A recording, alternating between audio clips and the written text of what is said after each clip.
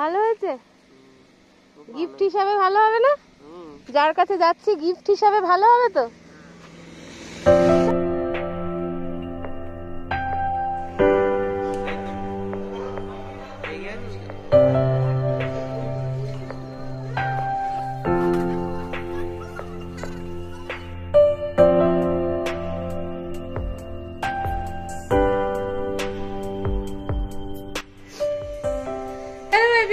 Good morning, কেমন আছো সবাই? আশা করছি খুব ভালো আছো, আমরাও ভালো আছি। আর টার্ন দ্য পেজের আরেকটা নতুন চ্যাপ্টারে তোমাদের সবাইকে জানাচ্ছি সুস্বাগতম।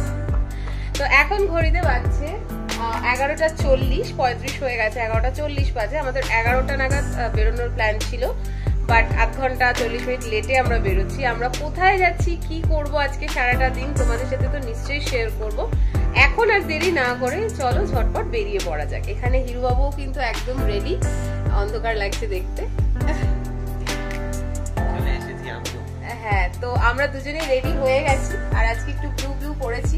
আমাদের প্ল্যান ছিল অন্য কিছু পরার, বাট একটু দূরে যাব তো বাই স্কুটি যেহেতু যাওয়া হবে, তাই জন্য সাজগুজুটা খুব বেশি কিছু না করে একদমই হালকা পাতলা, একটু কমফোর্টেবল জার্নি। Yes yes. তো চলো, বৃষ্টিও আসতে পারে, এখন তো বর্ষার মরশুম চলছে, থেকে থেকে বৃষ্টি হচ্ছে। তো চলো আর দেরি করবো না, যেহেতু হেলমেট পরতে হবে, খুব ইচ্ছে থাকা সত্ত্বেও কুচকে কানের দুলটাই পরে নিয়েছি। চলো এবার বেরিয়ে পড়ি, যেতে যেতে বাকি গল্প করছি তোমাদের সাথে। যেখানে পৌঁছবো তার থেকে আমাদের বাড়ির দূরত্ব ঘড়ির সময় অনুযায়ী প্রায় 2 ঘন্টা। অনেকদিন বাদে এতটা লং রাইড, তাই হিরণময় সকাল থেকেই মানসিকভাবে প্রস্তুত হচ্ছিল। আমাদের প্ল্যান ছিল আরও সকাল সকাল বেরিয়ে পড়ার, কিন্তু সেটা হয়ে ওঠেনি। যাই হোক, বেশ খানিকটা শহরতলি পেরিয়ে আমরা যখন গ্রাম্য রাস্তায় পাথুরে রাস্তা ধরলাম, প্রথমে ভেবেছিলাম যে সেটা হয়তো গ্রামের মধ্যে দিয়েই যাচ্ছে, এর হয়তো শেষ কোথায় হবে জানি না, কিন্তু বিশ্বাস করো বুঝতে পারলাম সেটা মেন রোডে গিয়েই মিশেছে। এবং মেন রোডের দুপাশে কি অপূর্ব পাহাড়, টিলা, আকন্দ ফুল, ধুতুরা ফুলের জঙ্গল হয়ে রয়েছে। কোথাও কোথাও কয়েকটা বাড়ি, তা ব্যতীত পুরো আশপাশ কিন্তু বেশ ফাঁকা। অথচ রাস্তার যে প্রাকৃতিক সৌন্দর্য তা মন ঠান্ডা করে দিতে একেবারে সিদ্ধহস্ত। আমাদের আজকের গন্তব্য শ্রী কোটিলিঙ্গেশ্বরা মন্দির। প্রথমে তো ভেবেছিলাম সারপ্রাইজ ভিজিট তোমাদেরকে দেব, কিন্তু সেটা তো আর হচ্ছে না, কারণ ক্যাপশনে তোমরা সেটা নাম দেখে জানতেই পেরে যাবে। ভালো হয়েছে? গিফট হিসাবে ভালো হবে না? যার কাছে যাচ্ছি গিফট হিসাবে ভালো হবে তো? চলো, গিফট তো পেয়ে গেছি, এবার সেটা নিয়ে যাওয়া যাক। কোথায় যাচ্ছি সেটা তো সেখানে যাওয়ার পরে অবশ্যই তোমাদের সাথে শেয়ার করব, কিন্তু যাওয়ার রাস্তাটা জাস্ট অসম্ভব সুন্দর। আমি জানি না যে এই রাস্তা ছাড়া আর কোনো রাস্তা আছে কিনা সেখানে পৌঁছানো। আমরা ভুল করে চলে এসেছি কিনা সেটাও আমরা জানি না, বাট অপূর্ব সুন্দর। পেছনটা দেখো, পাথরের পাহাড়, জাস্ট পাথর আর পাথর দুপাশে, এই রাস্তার দুপাশে। এটা কিন্তু মেন রোডের দুপাশেই কিন্তু এরকম অপূর্ব সুন্দর পাহাড়। একটু জুম করে দেখাই, তাহলে বুঝতে পারবে কি অসাধারণ দেখতে লাগছে। মানে পাথর যে এত সুন্দর হতে পারে সেটা মনে হয়নি, মানে সামনে থেকে দেখছি খুব ভালো লাগছে, খুবই ভালো লাগছে, একদম অন্যরকম একটা অভিজ্ঞতা। তো এই রাস্তা সম্পর্কে তো অলরেডি ভিডিওতে এর আগের ক্লিপিংস গুলোর সাথে আমি তোমাদের সাথে শেয়ার করেই দিয়েছি। এই মুহূর্তে আমরা দুজন শুধুমাত্র নেচারটাকে এনজয় করছি। হিরণময়ের একটু কষ্ট হচ্ছে, আমারও হচ্ছে, কারণ প্রায় 2 ঘন্টা আমরা কিন্তু জার্নি করছি। ইটস অলমোস্ট 1.5 আওয়ার, আরও আধা ঘন্টা লাগবে আমাদের পৌঁছাতে। তো চলো আপাতত একটু ফটো সেশন করে নিই, করে তারপর আমরা সোজা রওনা দেবো আমাদের গন্তব্যের দিকে। তো আমরা কোথায় এসেছি এখন বলে দিই? আমরা এসেছি কোটিলিঙ্গেশ্বরা মন্দিরে। এই হলো আমাদের ডালি, এটা এখান থেকে কিনেছি, কিন্তু রাস্তা থেকে যেগুলো নিয়েছিলাম সেগুলো সব রয়েছে এখানে, আর সাথে নিয়েছি 2টো প্রদীপ।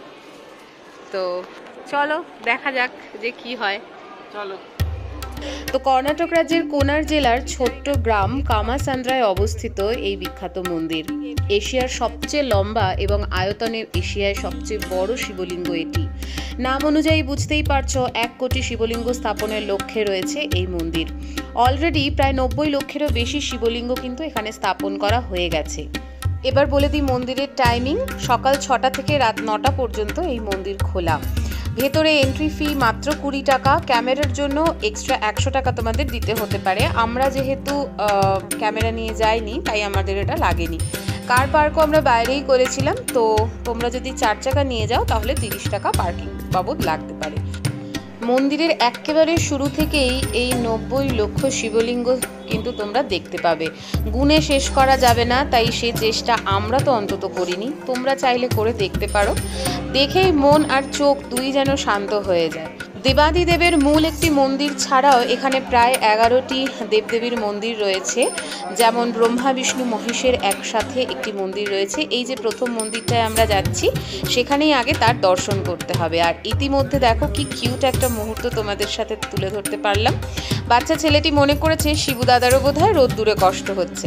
যাই হোক, যেটা বলছিলাম যে 11টি নানান দেবদেবীর কিন্তু এখানে স্থান রয়েছে, যেমন অন্নপূর্ণা দেবী রয়েছেন, রাম লক্ষ্মণ এবং সীতার মন্দির রয়েছে। তো এটি হলো মূল সেই শিব মন্দিরটি। সেখানে যাওয়ার আগেও কিন্তু দুপাশে তোমরা এমন বিভিন্ন সাইজের শিবলিঙ্গ দেখতে পাবে। আর এটি হলো আসল মন্দির, মঞ্জুনাথ স্বামী মেন টেম্পল। তো এই মন্দিরকে ঘিরেই কিন্তু এই 90 লক্ষ শিবলিঙ্গ। আর এটি তো শুরুর দিক, যত তোমরা মন্দিরের ভেতরে প্রবেশ করবে তত এই শিবলিঙ্গের সংখ্যা কিন্তু বাড়তে থাকবে। এবং এর ভেতরেই রয়েছে মূল সেই বড় শিবলিঙ্গটি, এটি হলো যজ্ঞকুণ্ড। বিশেষ বিশেষ দিনে যজ্ঞ উপাচার এখানেই করা হয়। এছাড়াও আরও নানান দেবদেবীদের বাস কিন্তু এই একই মন্দিরে তোমরা দেখতে পাবে। মূল মন্দিরে নারকেল ভেঙে সেই পুজো দেওয়ার পরে হিরুবাবুর খিদে পেয়ে গিয়েছিল, তাই সেই প্রসাদের নারকেলই সে এক টুকরো মুখে দিয়ে চিবোচ্ছিল। আর এখানে কোষ্ঠী পাথরের গণপতিকে দেখে তো আমরা দুজনেই খুব খুশি। হিরু দাদা তো আবার বললেন, কি ব্যাপার গনু মহারাজ, মুখখানা এত রাগি রাগি কেন? মূল মন্দিরের শিবলিঙ্গে জল ঢালতে না পারলেও আমরা গর্ভগৃহ পর্যন্ত গিয়ে পুরোহিত মশাইকে কিছু দক্ষিণা দিয়ে আলাদা করে পুজো করতে পেরেছি। তা সত্ত্বেও লাইন ধরে আপনারা দর্শন করে এগিয়ে আসতে পারেন। তো এই হচ্ছে সেই বিখ্যাত বড় এশিয়ার বৃহত্তম শিবলিঙ্গ, যেটার জন্য এই মন্দিরটা এত বিখ্যাত। আর আমি এর আগে ব্যাঙ্গালোরে আমার বহু বান্ধবীদের দিদিদের দেখেছি এখানে আসতে, মন্দিরের ছবি দিতে, এবং বলতে পারো তারা আমার ইন্সপিরেশন, বা তাদেরকে দেখেই আজকে আমার মনে হয়েছে যে না, এই মন্দিরটা একটু ঘুরে আসা যেতে পারে। বাড়ি ফিরতে ফিরতে প্রায় 8:30 বেজে গিয়েছিল, আর ফোনের চার্জও একদম কমে গিয়ে ফোন বন্ধ। তো বাড়ি ফেরার পর রাত্রে ডিনারে বানিয়েছিলাম চালে ডালে খিচুড়ি আর আলু ভাজা। আজকের এই বিশেষ যাত্রা তোমাদের কেমন লাগলো অবশ্যই জানিও। এখানে কিছু ছবিও অ্যাড করে দিলাম, এগুলোর ভিডিও আর অ্যাড করছি না, ভিডিওটা এর চেয়ে বড় আর করতে চাইছি না, কারণ অনেক দিন পর আমি এত বড় একটা ভিডিও বানাচ্ছি। তোমাদের যদি এই ভিডিওটা ভালো লেগে থাকে বা কোনো হেল্প হয় বা কোনো প্রশ্ন থাকে মনে, প্লিজ আমাকে কমেন্ট বক্সে জানিও, আমার ভালো লাগবে। আর তোমরা প্লিজ আমার সাথে থেকো, ভিডিও ভালো লাগলে একটা লাইক করো, কমেন্ট করো, আর যদি আমার চ্যানেলে নতুন এসে থাকো প্লিজ সাবস্ক্রাইব মাই চ্যানেল। আজ তবে এইটুকু থাক, বাকি কথা পরে হবে।